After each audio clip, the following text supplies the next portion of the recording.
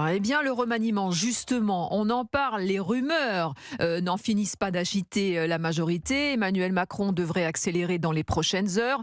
Arthur Delaborde, vous suivez ce feuilleton du remaniement depuis le début de la semaine, avec des noms qui sortent chaque jour du chapeau. Et selon les informations d'Europe 1, le calendrier se précise. Oui, le nom du futur Premier ministre sera annoncé probablement avant dimanche soir, croit savoir un proche du président, pour tenter de ressouder sa majorité relative qui s'est fracturée lors du vote de la loi immigration.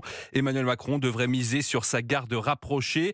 Un nom est de plus en plus cité comme possible locataire de Matignon ces dernières heures, celui de l'ancien ministre de l'Agriculture, Julien de Normandie. L'hypothèse Sébastien Lecornu est aussi fréquemment évoquée, mais la nomination de l'actuel ministre des Armées se heurte aux réticences à la fois du patron du MoDem, François Bayrou, et du secrétaire général de l'Élysée, Alexis Kohler.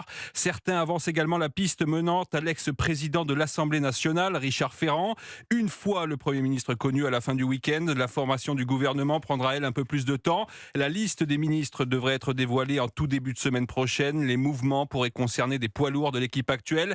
Gérald Darmanin voudrait quitter le ministère de l'Intérieur et prendre le portefeuille des Affaires étrangères. Le préfet de police, Laurent Nunez, est pressenti pour le remplacer place Beauvau afin d'assurer une continuité avant les Jeux Olympiques.